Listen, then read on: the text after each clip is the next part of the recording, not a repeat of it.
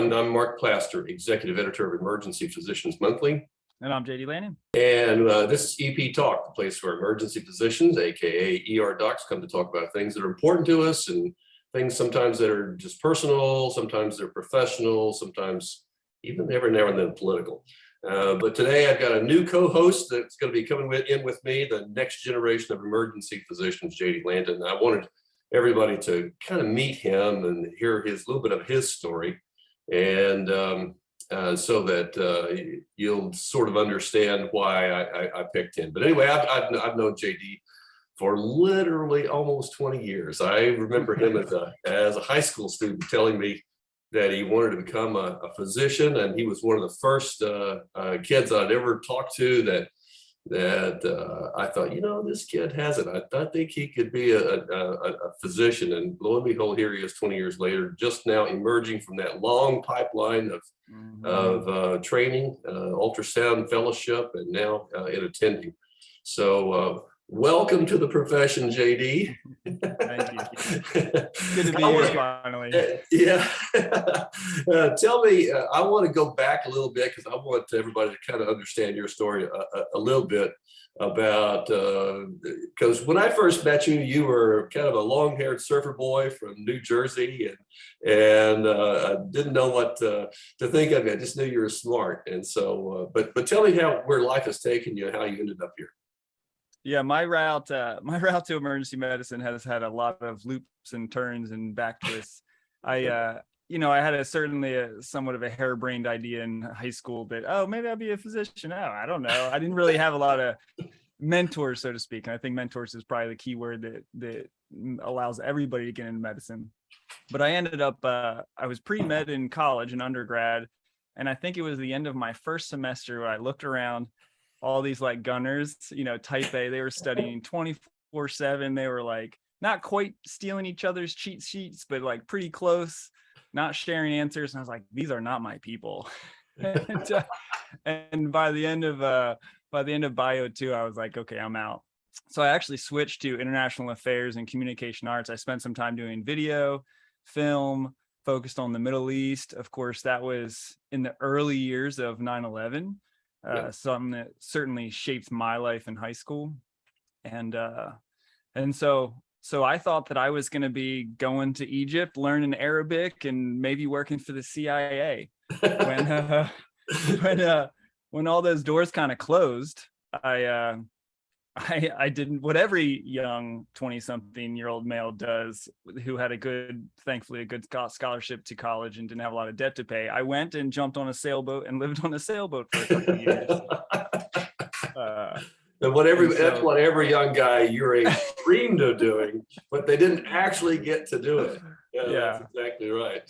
Yeah. No, I'm not sure if you've ever read it, Mark, but the book Dove, you've read Dove. Oh, of course. I have a son named Graham. Okay. Yeah, right. Of course. Dove was I was a sailor before you were a twinkle in your father's eye. And so I was deeply impacted by Robin Graham's sailing around the world as I think, 16-year-old, 18? Yeah, started when he was 16. And so I read that book, I think my senior year of college, and really got the bug. Yeah. I think I was done writing policy papers. I was done doing sort of like theoretical things, writing papers over and over and over. And I just wanted to do something hands-on. So I jumped on a boat, learned everything I could. How much did you know about sailing before you jumped on that boat? I think I had a lot of theoretical knowledge about sailing. Kind of like medicine, huh? That's right. It's like that impressive change when you go from fourth year medical student to first year intern, and you're like, what is Tylenol? and so that was, it was truly a life-changing experience, and I don't regret it for anything. And then, but eventually, like all things, you run out of money. And so I ran out of money sailing, and came home and started doing construction work. And so I started doing home remodels, hardscaping, roofing, kitchens, bathrooms, all that stuff. And again, loved that. Loved the hands-on. Loved learning new things. Like just started again from the ground up. Had very basic knowledge. And you had the workings to be an orthopedic surgeon. That's what it is. I'll tell you what, the first time I went into an OR as a medical student, and saw them pull out their tools and hear them talk about their planning, I'm like, this is a job site. I mean, the banter, the music, the whole thing. I'm like, I feel like I could be at the job site with some You like probably had salty old dogs. And you probably had better tools when you were sawing up boards than some of the stuff that the orthopods use in the OR. I know that was my experience, because I had been in construction like you in the summers between in undergraduate, and so I knew what good tools looked like.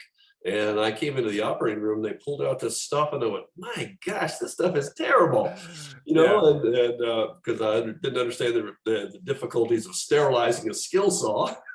Sure. Yeah. And, no doubt. So construction was great. I did that for a couple years. And then at some point, I started to ask myself, like, okay, like, where is this all going? Got married in the meantime, and my wife at that time, or my fiance at that time, was working towards PA school / nursing school. She was kind of preparing for both and applying to both. And so I sort of saw her doing this medicine thing, and I was like, there was a point in my life where I thought about medicine. And I think partially watching her go through that, and then also having some mentors at the time started to encourage me to consider it. I sort of said, well, I'm a little older now. I don't know if I want to be banging nails for the rest of my life.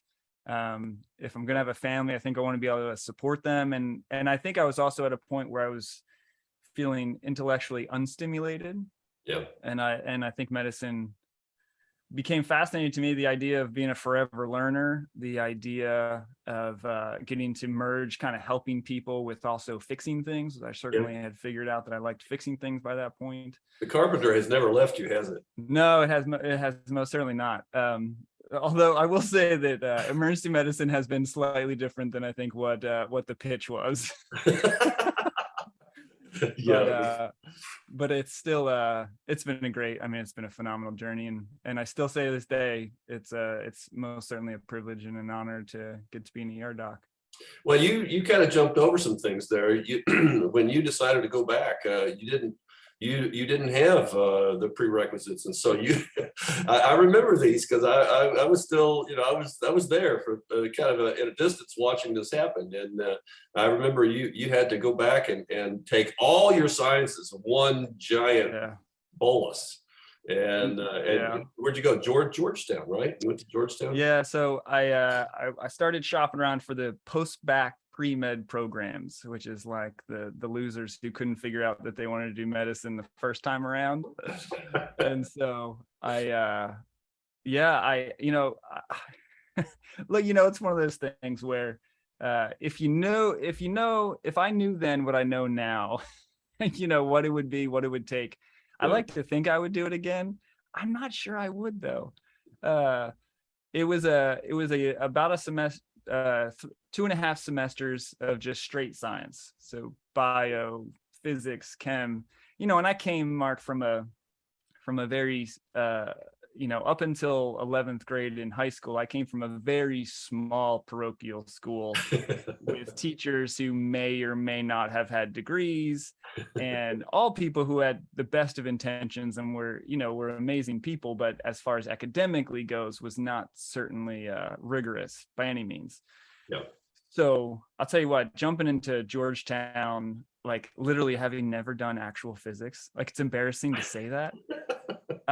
It was a rude awakening, being with the physics majors and trying to hack it with them and get A's, right? Because at that point, I've got this weird history, no real reason, looking through my application, like, why is this guy even interested in medicine? Know?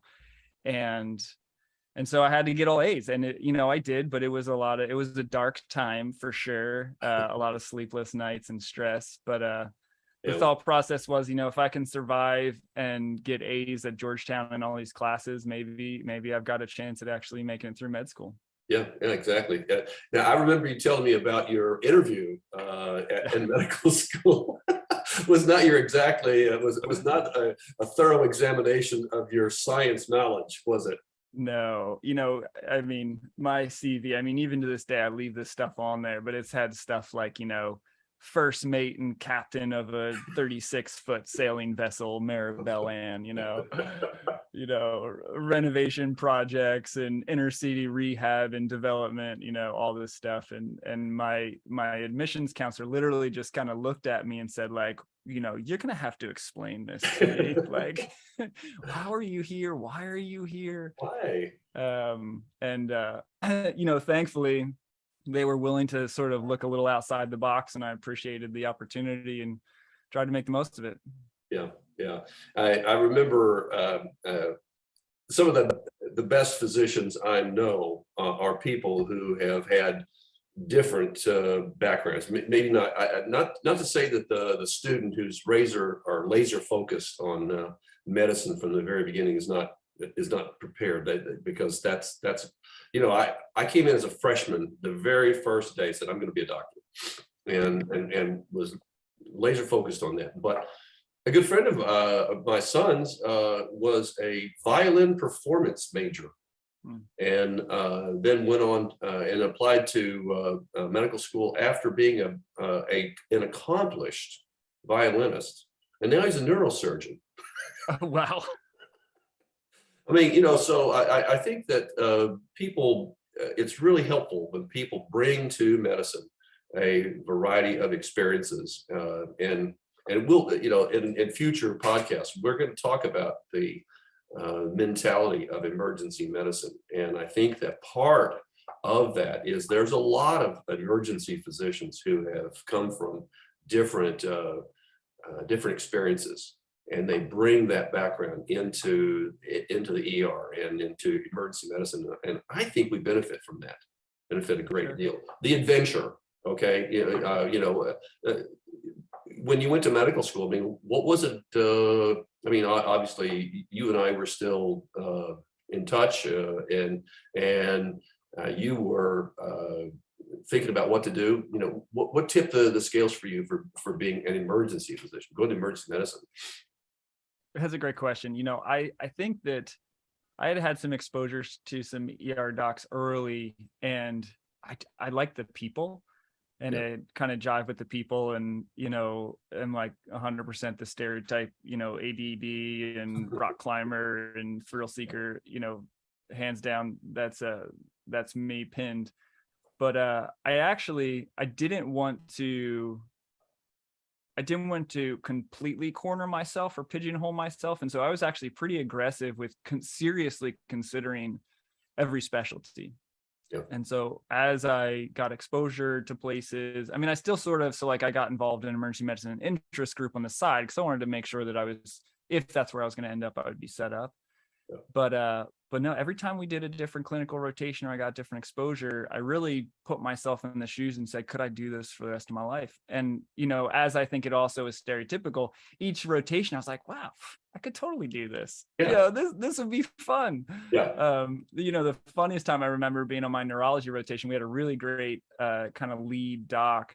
I'm going to have to actually tell you, I cannot see you as a neurologist. I know. Isn't that funny?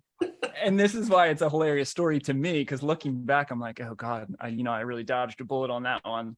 But I remember being fascinated. We would just spend time, localizing the lesion, and it would be entirely based on my physical exam. And I was like, this is so. It was like you're like a detective. Yeah. And it seemed like that way with each rotation. Each rotation, I would meet some awesome people. I'd meet some less awesome people as well along the way. But, I'd meet people and I'd say, these people are genuine, well-intentioned, super smart. Yep. I could want to be like these people. Yeah. But in the end, I think, my first rotation in the ER and hanging out with those guys, the chaos and the nitty gritty, and you just never know what's rolling through the door. And then you think you're maxed out, and then you get another code on top of where you're maxed out, and you're finding a new gear. Yeah. Well, that's true. That's true. When I started in emergency medicine, and I rolled into, I trained at Akron General in Akron, Ohio, and I'll never forget when I was interviewing there. I walked through, and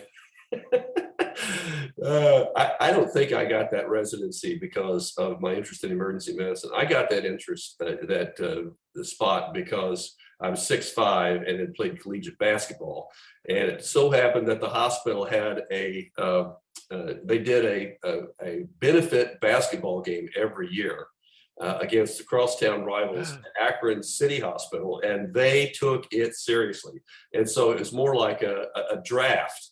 And so when I came walking through, and the orthopedists were all my size. They were all previous collegiate athletes, all of them.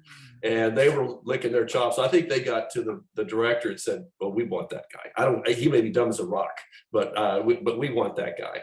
And sure enough, I got into some trouble with my own residency, and actually, longer story, but was threatened with dismissal for some stupid stuff. I'm not just shooting my mouth off. We're gonna have to hear that full story. One of these shooting days. my mouth off, okay, to the wrong attending, okay, and so I came within a razor's edge of getting axed. Well, when the orthopedic surgery program heard that I was my neck was on the block, they came to me, and I was doing orthopedic surgery as a rotation at that time, and as a second year, maybe it was a third year, I'm not sure, the third year, as a third year, the director, the chairman of the department, let me walk through and do a total hip.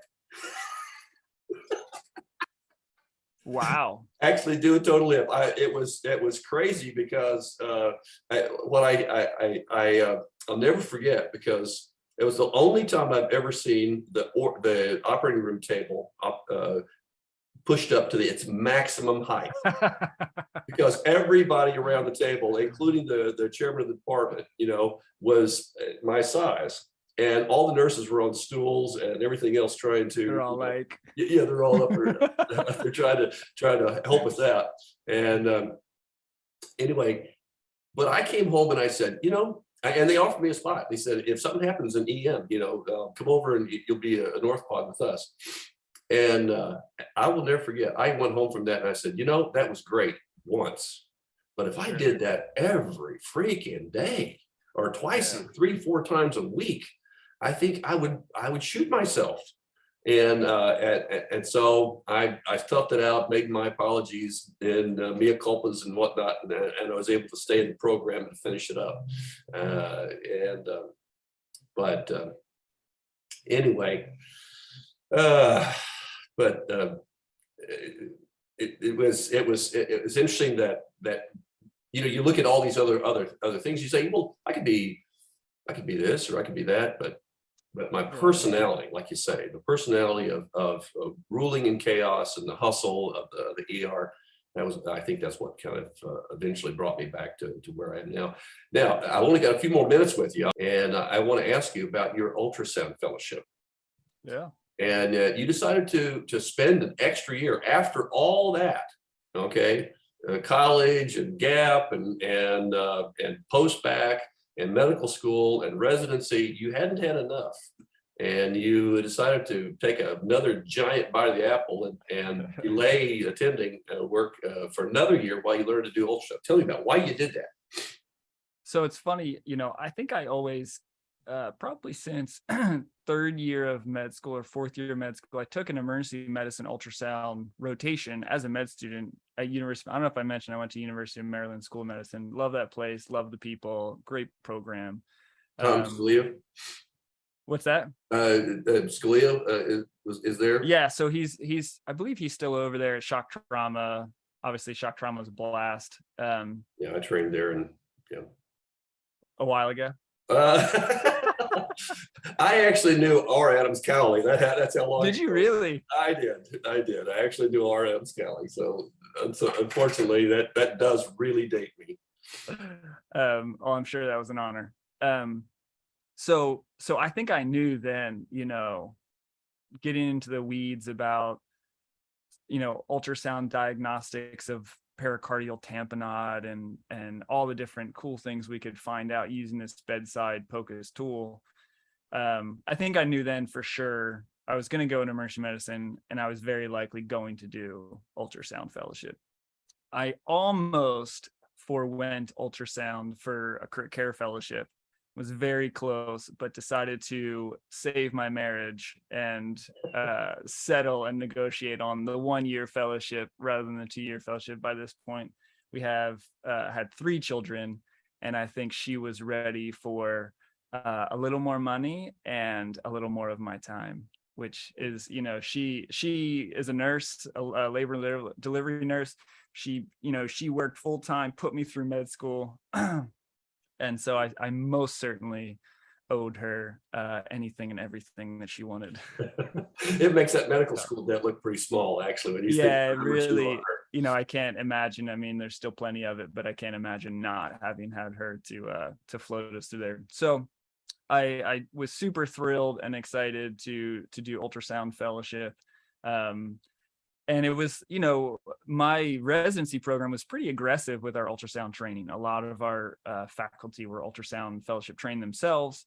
Our program director was one of the, early guys really pushing ultrasound. And so I felt like I got a pretty good knowledge, but we went so much deeper in fellowship. And I think the big difference was I was able to walk out from there feeling more confident in what I was looking at. And I think that's kind of the key thing from a clinical perspective is, you can take 10 docs who all have a pretty good grasp of ultrasound, but, only 1 or 2 of them are going to walk out being like, yep, hands down, I'll call the OR, I'll call the surgeon, I'll call the cardiologist now. I don't need any other results. This is what's going on. Right. I've only had 1 opportunity to call cardiology effectively based on my ultrasound and say, hey, look, there's wall motion abnormality. The EKG hasn't changed yet, but this is new. It wasn't in their last echo. They're having a STEMI, and then sure enough, the STEMI shows up on EKG. That's cool. But that kind of stuff happens. Yeah, that's cool. That's really cool. That's fantastic.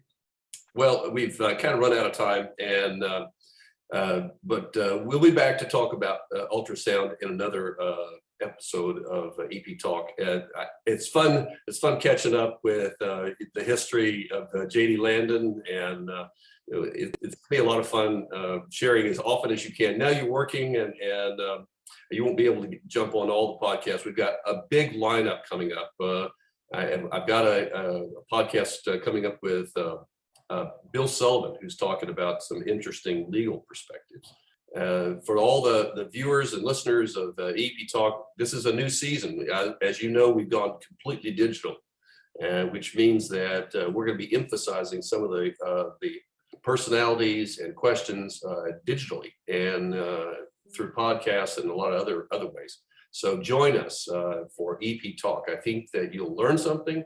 I think you'll enjoy the inside baseball of some of these questions, and we'll try to get the experts on here to tell you about it. So join us at EP Talk, and I think you'll enjoy it. I think you'll learn from it. So thanks for joining us. See you next time.